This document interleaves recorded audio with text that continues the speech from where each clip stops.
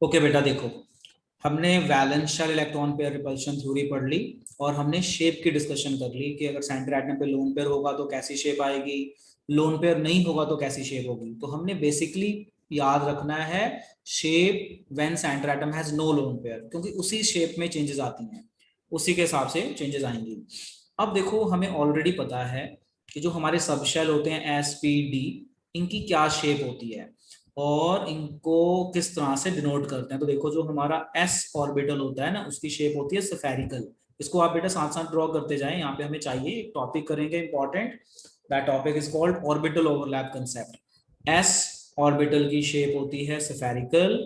P और सब shell में 3 ऑर्बिटल होते हैं, उनके नाम है P X, P Y, P Z. तो इसको दिखाने का तरीका ये है, पी एक्स इस तरह से एक्स एक्सिस यहाँ पे ले ली तो ऐसे दिखा दिया, पी वाई ऐसे दिखा दिया, पी जेड ऐसे दिखा दिया। ठीक है, तो ये हो गया हमारा P X, P Y, P Z. ठीक है जी, मैं यहाँ पे एक चीज कर देता हूँ कि बाय कन्वेंशन हम पी जेड को इस तरह से लीनियर फॉर्म में दिखाते हैं। तो मैं ये पी एक्स की जगह इसको पी जेड कर देता हूँ और इस पी जेड को मैं पी एक्स कर देता हूँ। तो ये हमेशा याद रखना कि बाय कन्वेंशन जो पी जेड ऑर्बिटल है ना, उसको इस तरह से हॉरिजॉन्टल वे में दिखाया जाता है, बाकी को आप ऐसे आगे पीछे कर सकते हो। और पी की शेप होती है डम्बल शेप और डी ऑर्बिटल्स की शेप होती है डबल डम्बल। इसकी शेप बनाने की यहाँ पे कोई जरूरत नहीं है। तो मेनली हमारा जो पर्पज है वो यहाँ पे सॉल्व हो जाएगा। तो यहाँ पे बेसिकली मैं रिकॉल करवा रहा था जो हमने पढ़ा हुआ है। हमने ऑलरेडी पढ़ा हुआ है कि जो हमारे ऑर्बिटल्स हैं, एस ऑर्बिटल की शेप स्फेरिकल और पी ऑर्बिटल की जो हमारी शेप है ये होती है डबल डम्बल। अब हम चलते हैं आगे। अब हम आगे चलते हैं तो यहाँ पे एक बड़ा इंपॉर्टेंट कंसेप्ट आता है जिसको धीरे धीरे आपको ये समझ में आएगा। क्या है? During orbital overlap. अब ये ऑर्बिटल ओवरलैप का मतलब क्या है समझो, मैं एक एग्जांपल समझाता हूँ। ड्यूरिंग ऑर्बिटल ओवरलैप, तो ऑर्बिटल आपको पता है ओवरलैप का मतलब होता है टकराना, जुड़ जाना या टकरा जाना, से हम कहते हैं ओवरलैप। ठीक है जी, तो देखो मैं बताता हूँ ऑर्बिटल ओवरलैप क्या होता है। ड्यूरिंग ऑर्बिटल ओवरलैप जैसे हाइड्रोजन और हाइड्रोजन की रिएक्शन हो गई। अब हाइड्रोजन होता है 1s1 और ये वाला भी हाइड्रोजन होएगा 1s1। तो अगर आप इसे ध्यान से समझो तो s की शेप होती है स्फेरिकल, इस वाले हाइड्रोजन में भी s है, इसकी भी शेप होती है स्फेरिकल। तो जब दोनों हाइड्रोजन टकराएंगे तो दोनों टकराएंगे तो इस तरह से टकराएंगे, दोनों हाइड्रोजन देखो इस तरह से टकराएंगे। बोलो बेटा, इस तरह से टकराएंगे ना। इस टकराने को ऑर्बिटल ओवरलैप कहते हैं। और इस ओवरलैप में जो बॉन्ड बनेगा ना, इस बॉन्ड को कहते हैं सिग्मा बॉन्ड। तो बेसिकली मैं क्या बताना चाहता हूं, मैं ये बताना चाहता हूं कि जब भी दो एटम बॉन्ड बनाते हैं आपस में, जब भी दो एटम आपस में बॉन्ड बनाएंगे तो एटम जब टकराएंगे तो बेसिकली क्या टकराता है, उनके लास्ट ऑर्बिटल टकराते हैं। तो हाइड्रोजन में भी 1s होता है, इस हाइड्रोजन में भी 1s होता है, तो दो s टकराएंगे क्योंकि s की शेप कैसी होती है, स्फेरिकल।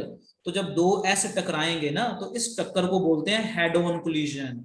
ठीक है, और एंड टू एंड कोलिजन और एंड टू एंड ओवरलैप। जैसे दो गाड़ियां आमने सामने टकरा जाएं तो ये बिल्कुल आमने सामने टकराते हैं, इसे बोलते हैं head to head, head on collision और अपना एंड टू एंड कोलिजन। और जब भी ऐसी कोलिजन हो ना उसे कहते हैं सिग्मा बॉन्ड।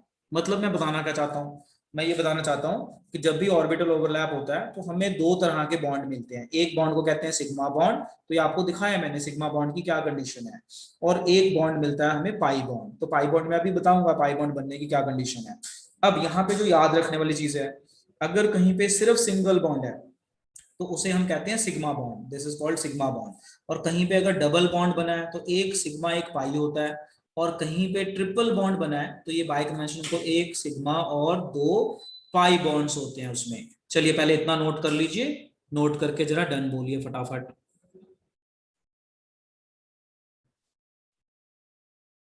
ओके, तो अब हमने ऑर्बिटल ओवरलैप का एक जनरल सीख लिया कैसे होता है। अब हम इसको डिटेल में सीखते हैं कि सिग्मा बॉन्ड की अभी मैंने एक कंडीशन बताई है और क्या कंडीशन है, और पाई बॉन्ड कौन कौन से कंडीशन में बनता है। सो अब सबसे पहले आप ये डायग्राम देखिए। इस डायग्राम के ऊपर हेडिंग डाली हुई है मैंने, कंसेप्ट ऑफ ऑर्बिटल ओवरलैप।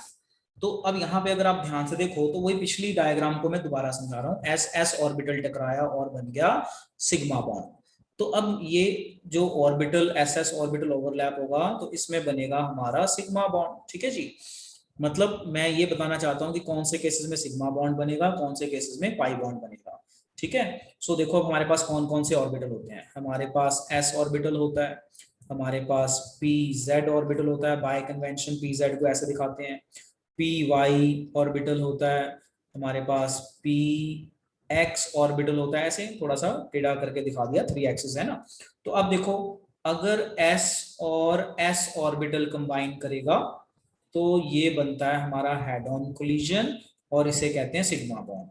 इसी तरह से पीजेड कोलाइड करेगा, ओवरलैप करेगा। अगर किसी दो एटम के पीजेड टकरा जाए, अगर इस तरह से रिप्रेजेंट किया ना, जैसे पीजेड कहते हैं, तो ये भी कौन सी कोलिजन आ रही है, देखो ध्यान से, कौन सी कोलिजन है ये भी, कौन सी कोलिजन है, see carefully, head on, yes, इसे भी बोलेंगे सिग्मा बॉन्ड। इसी तरह से और समझो, अब मान लो एक s ऑर्बिटल और एक pz ऑर्बिटल कोलाइड कर जाएं, तो ये भी कौन सी कोलिजन में जाएंगे, देख के बताओ, ये भी कौन सी कोलिजन में जा रहे हैं, pz है, s ऑर्बिटल एंड pz, ये भी हेड ऑन, तो ये भी कौन सा बना, सिग्मा बॉन्ड। यानी मैंने अभी तक आपको जो भी बताया ये सिग्मा बॉन्ड बना रहे हैं, s ऑर्बिटल स्फेरिकल pz, ये इस तरह से। तो head on ss sigma bond बनाएगा, pz सिग्मा बॉन्ड बनाएगा, और पीजेड भी आपका सिग्मा बॉन्ड बनाएगा। अच्छा अब अगर हम ऐसे कर लें, मान लो पी एक्स टकरा रहा है, अब देख जरा ध्यान से समझना कि मान लेते हैं ये पी एक्स है, ये पी एक्स है, बाय कन्वेंशन पीजेड को ही ऐसा दिखा सकते हैं, बस हॉरिजॉन्टल पीजेड को दिखाना है। तो जब ये दोनों टकराएंगे तो ये हेड ऑन टकरा रहे हैं या साइड वे टकरा रहे हैं, जरा बताओ, साइड वे टकरा रहे हैं, हेड ऑन टकरा रहे हैं, देखो साइड वे। जब भी साइड वे ओवरलैप होता है ना, इसे हम कहते हैं पाई बॉन्ड। अब आपको फर्क समझ में आया कि पाई बॉन्ड कब बनता है, समझ में आया, पाई बॉन्ड कब बनता है, जब साइड वे होगा।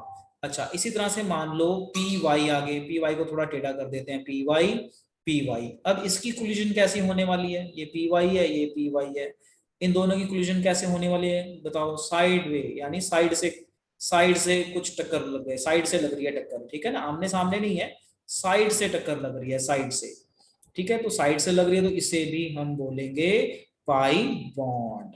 अब क्या होता है, कई बार कुछ बच्चे पूछ लेते हैं कि ये नहीं टकरा सकता, पी एक्स पी वाई नहीं टकरा सकता, तो देखो जो हमारा पी एक्स है मान लो ऐसा है, और जो हमारा पी वाई है वो थोड़ा टेढ़ा ऐसा है, तो अगर ये टकराएंगे भी ना तो इसे हम जीरो ओवरलैप कहते हैं, क्योंकि इनकी सिमेट्री नहीं है टकराने के लिए, ये थोड़ा अजीब सी टक्कर होती है, तो इस टक्कर को हम कहते हैं जीरो ओवरलैप, याद रखना, जीरो ओवरलैप। ये सारा एक्सपेरिमेंटल है, that you need to keep in mind. So देखो कब कब कोलिजन हो सकती है, सिमेट्रिकल, जैसे S S P Z, S और पी जेड, यहाँ पे proper P X P Y. अब आप ये देखो जी, पी एक्स पी वाई, तो ये होगा जीरो ओवरलैप। अच्छा कई कहते हैं कि मान लो एस ऑर्बिटल और हम पी वाई की कोलिजन कर देते हैं या पी एक्स की कोलिजन कर देते हैं, तो इससे भी हम जीरो ओवरलैप में लेते हैं, जीरो ओवरलैप। मतलब इसमें हमने देखा है जीरो ओवरलैप का मतलब कि ये टकराएंगे तो, बट इसमें कोई बॉन्डिंग नहीं बन पाती। आप मेरी बात फॉलो करना, जीरो ओवरलैप का मतलब क्या है कि टक्कर तो होएगी बट ये टक्कर में बॉन्डिंग नहीं हो पाती, तो इसे कहते हैं जीरो ओवरलैप। तो ये हमने ध्यान रखना होता है। चलिए अब जरा इसको नोट कीजिए और डन बोलिए, ठीक है। तो ये मैंने डायग्राम दिखाई है जिसमें एक्चुअल मॉलिक्यूल्स को हमने शो किया है, जैसे एच एच टकराएगा तो सिग्मा बॉन्ड, फ्लोरीन और हाइड्रोजन के एटम ऑर्बिटल टकराएंगे तो पीजेड है, ये हॉरिजॉन्टली पीजेड होता है, और दो फ्लोरीन फ्लोरीन टकराएंगे तो ये भी पीजेड पीजेड है। तो इस तरह से ऑर्बिटल ओवरलैप है, इसको कॉपी में लिखना नहीं है। अब आगे देखो, अब हमें ये वाली कोलिजन देखो, ये देखो तो समझ में आ गया, ये कौन सी ओवरलैप हो रही है, कौन सी ओवरलैप हो रही है, यहाँ पे साइडवे ओवरलैप हो रहा है ना, दिस इज साइडवे ओवरलैप, इसको हम कहते हैं पाई बॉन्ड। अब एक चीज आप ध्यान से देखो, जो साइडवे ओवरलैप है ना उसमें कोलिजन बहुत डीप नहीं होता, तो ये बॉन्ड जो होता है ना वीक होता है, याद रखना। ये बॉन्ड क्या होता है, जो पाई बॉन्ड होता है ना, ये pi bond is weak bond, pi bond is weak bond, क्योंकि इसमें बॉन्ड स्ट्रॉन्ग नहीं बनता, सिग्मा बॉन्ड में स्ट्रॉन्ग बॉन्ड बनता है। इस चीज को आप ध्यान में समझे। अब देखो जरा एक चीज समझो, मान लो ये एक एटम है, ये एक एटम है, इस एटम में सिर्फ सिंगल बॉन्ड है, मतलब सिर्फ सिग्मा बॉन्ड है। एक और केस लेते हैं, मान लो ये एक एटम है, ये एक एटम है, इसमें डबल बॉन्ड है। डबल बॉन्ड का मतलब एक सिग्मा बॉन्ड एक पाई बॉन्ड। ठीक है जी, समझना जरा ध्यान से। अब क्या होता है, जो ये एटम था ना, ये वाला एटम, मैं कहता हूं कि इस एटम को हम फिक्स कर देते हैं और इस एटम को रोटेट करते हैं। ये पता कैसे बन गया, कि आपके पास दो लकड़ियां हैं, ऐसे समझो कि आपके पास दो लकड़ियां हैं, आपने इन लकड़ियों में एक किल यहां से यहां डाल दी, एक आयरन नेल यहां से यहां निकाल दी। अब मैंने बोला इसको पकड़ लो, इसको रोटेट करो, तो आप बताओ रोटेशन पॉसिबल है कि नहीं। अगर ये दो फटियां हैं, दो लकड़ियां हैं, बीच में हमने नेल लगा दिया, iron nail, single iron nail. अब मैंने बोला कि इसको फिक्स कर लो, इसको रोटेट करो, तो ये रोटेशन होएगी कि नहीं होएगी, बताओ, होएगी कि नहीं होएगी, होगी। बोलो बेटा, बोलो। एक मिनट, आप होगी लोग अभी सर। समझ नहीं पा रहे, मैं आपको इमेज के थ्रू दिखाता हूँ, समझो। आप मुझे देखो फोटो में, मैं आपको समझाता हूँ। मान लो ये एक लकड़ी का प्लैंक है, ये एक लकड़ी का प्लैंक है, और इसके बीच में हमने ये आयरन नेल ना इस तरह से डाल दी।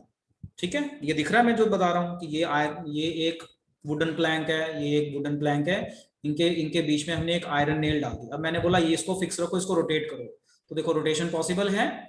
अगर सिंगल कील लगी हो तो इसको फिक्स कर लें, तो इसको रोटेट करें तो रोटेशन पॉसिबल है, देखो, सोच के देखो, यस सर। पॉसिबल है।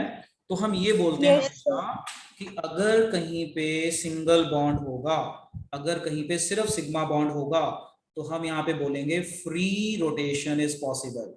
फ्री रोटेशन इज पॉसिबल, ये ध्यान रखना आपने, कि अगर कहीं पे सिर्फ सिंगल बॉन्ड होगा ना तो फ्री रोटेशन पॉसिबल होती है। अब केस नंबर 2, वुडन प्लैंक है, ये भी वुडन प्लैंक है। अब आपने दो आयरन नेल्स काट दी, अब आपने इसको हथौड़ी से दो आयरन नेल्स डाल दी। अब मैं कहता हूं रोटेट करो, तो अब रोटेशन पॉसिबल है, क्योंकि अब तो ये स्ट्रांग हो गया। दो बॉन्ड स्ट्रांग होते हैं, एक अकेले बॉन्ड में रोटेशन पॉसिबल थी, अब आपने दो किले लगा दी, मींस टू बॉन्ड।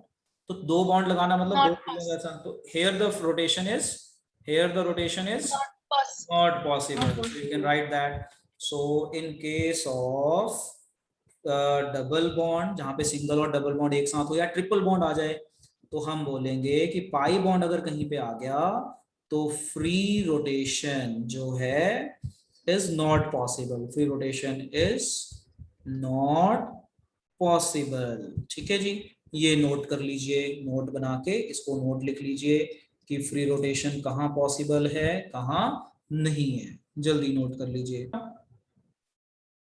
अब देखो हमने ये सीख लिया साइडवे ओवरलैप वाला कंसेप्ट, और सिग्मा बॉन्ड में फ्री रोटेशन पॉसिबल है, और कहीं डबल बॉन्ड आ जाए तो फ्री रोटेशन पॉसिबल नहीं है। और एक चीज और ध्यान रखनी है, क्या ध्यान रखना है, कि जो हमारा डबल बॉन्ड है ना वो सिंगल के बाद ही आता है। ठीक है, मतलब पहले सिग्मा बॉन्ड बनेगा फिर जाके पाई बॉन्ड बनेगा, और सिग्मा बॉन्ड तो वैसे ही बन जाता है, उसको पाई की जरूरत नहीं है। तो पहले सिग्मा सिग्मा बनेगा तब पाई बनता है, इस चीज का आप ध्यान रखना। अब आ जाओ difference between sigma bond and pi bond, it is important. तो आप देखिए यहाँ पे क्या क्या लिखा हुआ है। पहला difference, it is form by end to end overlap. अब हमें ये पता है, ये हो गया लेटरल ओवरलैप और साइडवे ओवरलैप। लेटरल ओवरलैप बोलिए या साइडवे ओवरलैप बोलिए, एक ही बात है। फिर इट हैज इंडिपेंडेंट एग्जिस्टेंस, मतलब सिग्मा बॉन्ड अकेला होता है। ठीक है जी, सिंगल बॉन्ड मतलब अकेला। और बट आपको अगर पाई बॉन्ड चाहिए तो पहले सिग्मा बनता है फिर पाई बनता है, यानी ये इंडिपेंडेंट नहीं है। So it has no independent existence, मतलब हम बोलें कि सीधा पाई बॉन्ड बन गया, नो, पहले सिग्मा बनेगा तभी पाई बनेगा। तो बोलेंगे it has independent existence, pi bond do not. Okay, it is a strong bond. ठीक है, जो हम सिग्मा बॉन्ड है इसको स्ट्रॉन्ग बॉन्ड लेते हैं, क्योंकि जो हेड ऑन कोलिजन होती है ना, इसमें जोरदार कोलिजन होती है, बहुत डीप पेनिट्रेशन आता है, मतलब ग्रिप एटम्स के आपस में अच्छी बनती है। यहाँ पे वीक बॉन्ड बनता है पाई में बिकॉज ऑफ लिटरल ओवरलैप, और यहाँ पे because of axial overlap. Axial overlap मतलब बिल्कुल आमने सामने टक्कर होती है, आमने सामने टक्कर होने से बॉन्ड स्ट्रॉन्ग बनता है। सो कीप इन माइंड कि पाई बॉन्ड स्ट्रॉन्ग होता है, अपना वीक होता है pi bond, and axial bond strong होता है। Number 2, there can be only one sigma bond. कोई भी दो एटम के बीच में one bond, two bond, three bond बने तो ये हमेशा एक ही होएगा, बट पाई बॉन्ड दो या एक हो सकते हैं। ठीक है जी, एक या दो होते हैं। फिफ्थ डिफरेंस लिख सकते हो, ये वाला हमने अभी लिखा ना, फिफ्थ पॉइंट। देखो ये वाला लिखा ना कि free rotation possible, here free rotation not possible. तो आप फिफ्थ पॉइंट डाल सकते हो यहाँ पे कि sigma bond free rotation possible, free rotation वाला पॉइंट डाल दो, free rotation possible and here free rotation is not possible.